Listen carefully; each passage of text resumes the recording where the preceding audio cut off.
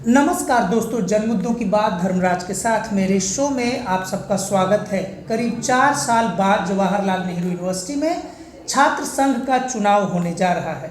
पूरे भारत में जवाहरलाल नेहरू विश्वविद्यालय का छात्र संघ चुनाव बहुत लोकप्रिय छात्र संघ चुनाव माना जाता है। जवाहरलाल नेहरू छात्र संघ चुनाव में वैसे वामपंथी पार्टियों के बारे में ही चर्चा होती रहती है, उनकी ही राजनीति का बोलबाला होता है, उनका ही दबदबा होता है। लेकिन 6-7 वर्षों में के भीतर बापसा नाम के एक संगठन ने इस मिथ को तोड़ दिया है कि जवाहरलाल नेहरू यूनिवर्सिटी में अब सिर्फ वामपंथी राजनीति की बात होती है।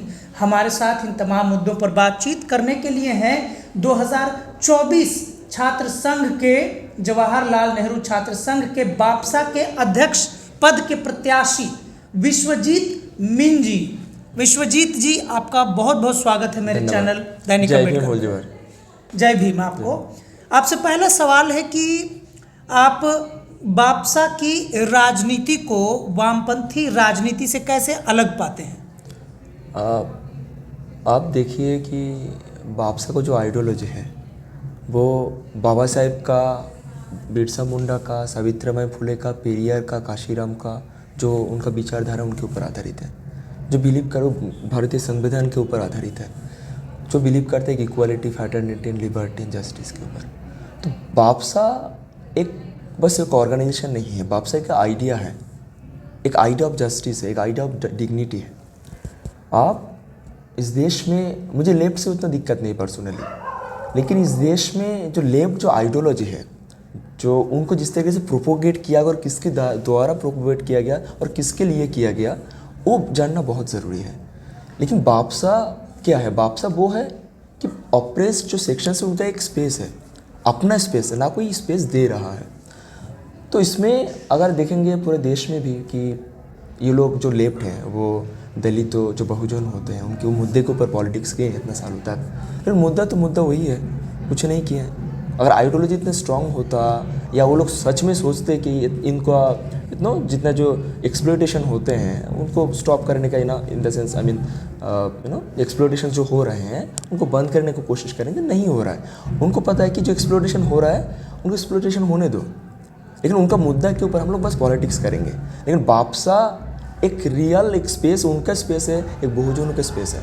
इस कैंपस का मैं बात करूँ तो इस कैंपस में जो बहुजन मुद्दा थे पहले, जो मतलब जो मार्जिनल सेक्शन से आते थे, जो डिस्क्रिमिनेशन होते थे, भाई बाबोसे में भाई बाबोसे में डिस्क्रिमिनेशन हुआ, जैसे हॉस्टल में जो रिजर्वेशन पॉलिसी फॉलो नहीं होता, अभी भी नहीं होता है। अब तक कौन थे? लेफ्ट थे, तब भी कुछ नहीं किया। तो मुद्दा जो बहुजनों का मुद्दा है, बहुजन इशूज़, बस वो पॉलिटिक्स कर रहे हैं। बापसा कहता है कि अगर मुद्दा भी हमारा है तो पॉलिटिक्स भी हमारा होना चाहिए ना। हम हमारा मुद्दा को हम रिप्रेजेंट करेंगे, ना कोई एक सेवियर बन के आके लेफ्ट उसी तरीके यूज़ कर रहे हैं ना कि एक सेवियर के तरह मतलब बहुजन मुद्दा को रिप्रेजेंट कर रहे हैं कि मतलब रिप्रेजेंटेशन की एक बात है, जहाँ तक आप रिप्रेजेंट कर रहे हैं कोई भी रिप्रेजेंट कर सकता है, बट मैं कहता हूँ इक्वल पार्टिसिपेशन। ठीक है, अगर किसी चीज़ में मान लीजिए लेफ्ट में बहुजन लोग हैं, वो लोग भी बात करते हैं दलित बहुजनों का, लेकिन उनमें कंट्रोल कौन करता है आपको पता है? वो सोकल्ड सवर्णा, सोकल्ड मतलब जो अपर कास्ट होते हैं, सवर्णा होता है। तो बापसा एक रियल स्पेस है, अपना स्पेस है बहुजन लोगों के लिए। आप कह रहे हैं कि वामपंथी राजनीति, जवाहरलाल नेहरू में चूंकि वामपंथियों का बहुत दबदबा है छात्र राजनीति के मामले में, आपने खुद कहा कि उनका कंट्रोल सवर्णों का होता है। हाँ। लेफ्ट पैनल जो कल आप भाषण देने जाएंगे, आपका कड़ा मुकाबला जेएनयू छात्र संघ में लेफ्ट पैनल के एक ऐसे अध्यक्ष पद के उम्मीदवार से है जो खुद बहुजन समाज से आते हैं, दलित समाज से आते हैं, एससी कम्युनिटी से आते हैं। तो आप क्या कह रहे हैं कि वो जो कल बात बोलेंगे वो बहुजन समाज की जगह वे लेफ्ट की तरफ से सवर्णों की बात बोलेंगे? मैं कहना चाहता हूँ हाँ, वो बहुजनों का बात बोल सकते हैं। मैं वो क्या बोलेगा उसको मैं प्रेडिक्ट नहीं कर सकता हूँ, बट अगर एक लेफ्ट में आज इस कैंपस में ये लेफ्ट जो प्रोपेगेंडा जो अब न्यूज़ अब सुने होंगे जो घूम रहा है अभी कि 27 साल बाद एक लेफ्ट ने एक दलित को दिया, मैं क्वेश्चन करना चाहता हूँ कि 27 साल क्यों लग गया इतना, राइट? अगर 2014 में बापसा आते इस कैंपस में। ये जो बहुजन पॉलिटिक्स है, जो बाबा साहब को अम्बेडकर जो पॉलिटिक्स है, एंटी कास्ट जो पॉलिटिक्स है, वो इस्टेब्लिश करता है। तो उसके बाद ये लोग दिए हैं कि दलित मतलब प्रेसिडेंट कैंडिडेट, राइट। तो इस केस में ये बापसा का देन है ना। बापसा के अगर इस कैंपस में डिस्कोर्स इस्टेब्लिश नहीं करता तो शायद वो लोग उनको मिलते नहीं, रिप्रेजेंटेशन मिलते नहीं। तो ये भी बापसा का डिस्कोर्स का जीत है। अगर इस देश में भी अगर कास्ट सेंसस का बात किया जा रहा है तो ये अम्बेडकर पॉलिटिक्स का एक जीत है ना। तो उसी तरीके से मैं यही कहना चाह रहा हूँ कि हम ये जो ऑपरेस जो यूनिटी है उनको तोड़ने का कोशिश किया जा रहा है लोगों को, एक मतलब लेफ्ट एंड राइट के द्वारा एक वन काइंड ऑफ टोकनिज्म के तौर पे यूज़ किया जा रहा है। बापसा लेकिन रियल रिप्रेजेंटेशन देता है। तो आज अगर देखेंगे कि उनके पैनल में भी दलित है, तो मैं ये कहना चाहता हूँ कि अगर उसका पैनल में जाके हम लोग बोलते कि आइडेंटिटी पॉलिटिक्स करते हैं आज ना, लेकिन उस पैनल में भी और भी लोग हैं राइट। तो उनका आइडेंटिटी को प्रोपोगेट क्यों नहीं किया जा रहा है, उनका आइडेंटिटी को ग्लोरीफाई क्यों नहीं किया जा रहा है, बस उसका ही क्यों आइडेंटिटी को मतलब ग्लोरीफाई किया जा रहा है। तो आज बाप से इस कैंपस में वो डिस्कोर्स क्रिएट किया है, दलित बहुजनों का डिस्कोर्स क्रिएट किया है। उसके वजह से वो अभी भी वो देखो, वो लोग आइडेंटिटी पॉलिटिक्स को मानते नहीं हैं, लेकिन आज उन आइडेंटिटी की वजह से पॉलिटिक्स कर रहे हैं, राइट। तो मैं लेफ्ट को ही क्वेश्चन करना चाहता हूँ कि अब आपका जो आइडेंटिटी पॉलिटिक्स उसका आप क्या मानते हैं उसमें? सच में आप आइडेंटिटी पॉलिटिक्स के ऊपर विश्वास करते हैं या नहीं? उनका कुछ स्टैंड ही नहीं है। ये बतलाता है कि कितना अपॉर्चुनिस्टिक है, ये कितने सेवियर बनने की कोशिश किया जाए, बस उनको सत्ता में रहना और कुछ नहीं। बापसा के ऊपर एक बहुत बड़ा आरोप है, जवाहरलाल नेहरू यूनिवर्सिटी पर लगातार भाजपा की सरकार बनने के बाद से हमले हो रहे हैं और वामपंथी राजनीति करने वाले छात्रों का या उनके संगठनों का, छात्र संगठनों का दावा है कि ऐसे समय में जहां पे वामपंथी राजनीति ही संघी सरकार से, जैसा वो शब्द कहते हैं, भाजपा सरकार के खिलाफ मजबूती से लड़ सकती है, ऐसे में बापसा जैसे छात्र संगठन वामपंथी पार्टियों को कमजोर करते हैं और भाजपा जैसी ब्राह्मणवादी राजनीति को कहीं ना कहीं मजबूत करते हैं। इसमें मैं ये कहना चाहूँगा, जब वायलेंस का बात आ रहा है आरएसएस बीजेपी का, तो बाबा साहब कहते हैं कि एक प्रिस्टली ब्राह्मण, एक सेकुलर ब्राह्मण, दोनों आपस में लड़ते रहते हैं, लेकिन अपना जो मुद्दा बहुजन का मुद्दा को साइडलाइन करने के लिए। इसी तरीके से इस कैंपस में देख सकते हैं कि जो वायलेंस कौन करता है, एबीवीपी करता है, और पॉलिटिक्स कौन करता है, लेफ्ट करता है। तो इनको दोनों को सत्ता में रहे, बाइनरी क्रिएट करना है। आप जब वायलेंस हो रहा है इस कैंपस में, नेशनल न्यूज़ में भी देख सकते हैं, मीडिया में भी देख सकते हैं कि लेफ्ट एंड राइट, बापसा कहाँ था, बहुजन लोग जो उनमें मारा जा रहा है उनका बारे में क्या। तो ये जो एक one kind of saviour, right, उसमें ज़्यादा जो शिकार कौन हो रहा है, हम हो रहे हैं ना, विक्टिम कौन है, बहुजन है। तो वो अगर विक्टिम हो रहे हैं तो तुम कौन हो तो हमें उस बोलने वाले कि उसको मतलब बाप से उसको कमज़ोर कर रहा है। आज मैं उनको बता देना चाहता हूँ कि आज उनका जो पॉलिटिक्स चल रही है इस कैंपस में, वो बापसे की वजह से चल रहा है, अम्बेडकर की वजह से चल रहा है, पेरियर की वजह से चल रहा है, और तमाम जो बहुजन आइकन्स के उनके वजह से चल रहा है। उनको तो instead of saying this kind of words they should thank बापसा। तो आज उनका जो सेवियर, ये बतलाते हैं कितना अपॉर्चुनिस्टिक है। ये बस सत्ता में रहना चाहते, कुछ नहीं, बस बहुजन मुद्दों को लेके उनका पॉलिटिक्स करना है, बस यहाँ तक और कुछ नहीं। उनका देखिए, इस कैंपस मुद्दा पहले भी था, अभी भी है, अभी तक रिजॉल्व नहीं हुआ है ना। अब पहले भी वायलेंस होता था, ऐसा नहीं कि नहीं होता था, अभी भी हो रहा है। तो ये वन काइंड ऑफ सेवियर बनने की कोशिश करते हैं। सेवियर बनने की ज़रूरत नहीं, हम अपने बहुजन, हम अपने बहुत हैं, काफ़ी है हम लोग अकेले रहने के लिए।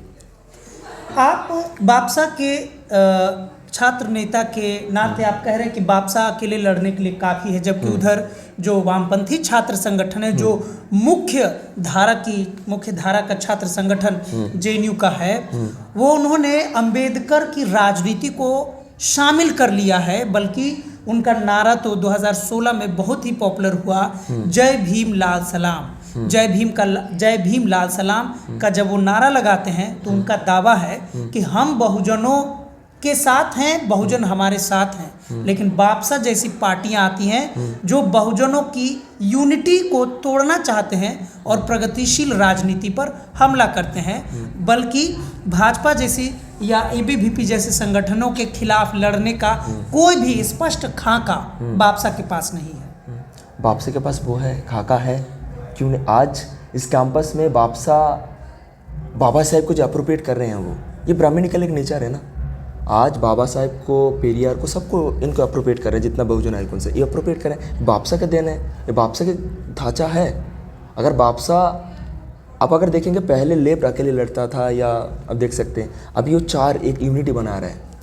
क्यों बना रहे हैं? बापसे की वजह से बना रहे हैं, क्योंकि ये जो बहुजन मूवमेंट, जो बापसे जो बहुजन मूवमेंट जो इस्टेब्लिश किया इस कैंपस में, जो काशीराम आइडियाज़ के ऊपर आधारित है, बाबा साहब का आधारित है, पेरियर के ऊपर आधारित है, उनको तोड़ने का काम किया जा रहा है और कुछ नहीं। मैं वही बार बार कह रहा हूँ कि ये बस हमारे ऊपर आरोप ले रहे हैं कि उसको भगाएंगे, उसको भगाएंगे। भाई तुमको भी भागना पड़ेगा। अगर ऑपरेशन यूनिटी आ जाएगा तो दोनों भाग जाएगा। मैं यही कहता हूँ कि बापसा के साथ आप खड़ा हुई है ऑपरेशन यूनिटी के साथ, क्योंकि ऑपरेस इस देश में सबसे ज़्यादा है ऑपरेस सेक्शन, 90 भाग ऑपरेस सेक्शन है। तो हम कहते हैं अगर ऑपरेस सेक्शन एक साथ आएगा तो पूरा जो ये जो लेफ्ट एंड राइट है वो दोनों भाग जाएगा। ऑपरेस का इशू हम सॉल्व करेंगे, राइट। तो ये एक वन काइंड ऑफ नैरेटिव फैलाया जाता है कि हाँ उनको वोट मत दो, हम उसको भगाएंगे। अभी तक भगाए, मैं ये कहना चाहता हूँ इस कैंपस में एबीवीपी एक्टिव नहीं था, राइट। एबीवीपी का परसेंटेज कितना था, कितना एक्टिव था पहले, और सेप्रोनाइजेशन कितना था। अभी इस कैंपस में लेफ्ट है, लेफ्ट जेन्युस हो रहा है, तब भी क्यों इतना हुआ, एबीवीपी क्यों बढ़ गया। एबीवीपी का जो कैडर परसेंटेज है ना, एबीवीपी का जो ग्रोथ हुआ है क्यों बढ़ा है, मैं उनको क्वेश्चन करना चाहता हूँ। उनके ऊपर कुछ नहीं कहेंगे, बस वो पॉलिटिक्स करना चाहता हमारा मुद्दा लेकर, कुछ नहीं। जवाहरलाल नेहरू यूनिवर्सिटी के जो छात्र संघ के चुनाव के बापसा जैसी बड़े संगठन, छात्र संगठन के अध्यक्ष पद के प्रत्याशी हैं, कि आप लोग सुने कि बापसा के बहुजन नेता, छात्र नेता कैसे सोचते हैं, क्या बोलते हैं। आखिरी सवाल, आप किस राज्य से, भारत के किस राज्य से आते हैं? मैं वेस्ट बंगाल से आता हूँ। आप वेस्ट बंगाल से आते हैं, बड़ा ही दिलचस्प है। वामपंथी राजनीति का गढ़ बंगाल माना जाता है, और आप बंगाली होकर आप जेएनयू, जो ये भी वामपंथी राजनीति का गढ़ था, आप उसी वामपंथी के खिलाफ कल भाषण देंगे। दिल पे पत्थर रख के तो भाषण नहीं देंगे। मैं ये कहना चाहता हूँ, मैं एक आदिवासी हूँ, मैं एक आदिवासी फैमिली से बिलोंग करता हूँ। मैं बाई रीजन बंगाली हूँ, बट बाई कल्चर में आदिवासी हूँ। तो ये कहा जाता है कि बंगाल कि लेफ्ट इतना सालों तक बहुत प्राउड फील करते, 30 साल 34 साल तक राज किए हैं। मैं बोलना चाहता हूँ क्या किए, मारिचापी में क्या किए, वो नंदीग्राम सिंगूर में क्या किए, राइट। उनका बारे में तो बात नहीं बोल रहा था। संदेशखाली में क्या हो रहा है, जो आज टीएमसी में है वो आप पहले इसमें थे, जो कर रहे हैं वो पहले लेफ्ट में थे, वही नेता। तो आज जब बंगाल का बात आता है ना, ये लोग बोलते हैं कि कास्ट फ्री सोसाइटी है, राइट। तभी आप वहीं पे जाके देखिए कि दलित आदिवासी का हालत क्या है, पावर किन के पास है, उनका रिप्रेजेंटेशन तक भी नहीं है, रिसोर्स किसके पास है।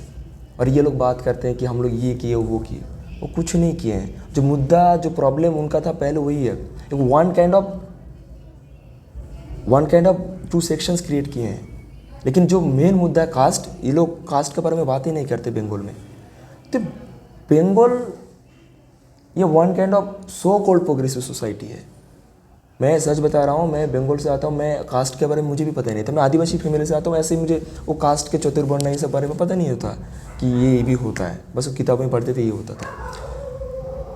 तो मुझे उन सारी चीज़ों में कॉन्शियसनेस नहीं था। जब मैं जेएनयू में आता हूँ, बापसा के साथ जुड़ता हूँ, तो बापसा मुझे वो डिस्कोर्स, वो ट्रेनिंग वन काइंड ऑफ मिलता है। बापसा जेएनयू में एक स्पेस है जहाँ पे मैं ट्रेनिंग मिला है मुझे, कि मुझे समझ में आ रहा है कि उस मतलब बंगाल में भी ये सब होता है, राइट। अब एक हुगली में मतलब कलकत्ता में एक स्कूल है, उसमें कुछ दिन पहले क्या हुआ कि एक टीचर थे, राइट, तो वो लोअर कास्ट से थे, तो उनका जाति के नाम पे उनको एट्रोसिटी, मतलब उसको मारा गया, उनके साथ कमेंट किया गया, जाति कास्ट स्लैर बोला गया। तो अभी भी प्रिविलेंट है, लेकिन अभी अगर किसी को आप वामपंथ क्यों बोलेंगे बंगाल में कास्ट, बिलीव नहीं करेंगे, बोलेंगे कि बंगाल तो कास्टलेस सोसाइटी है।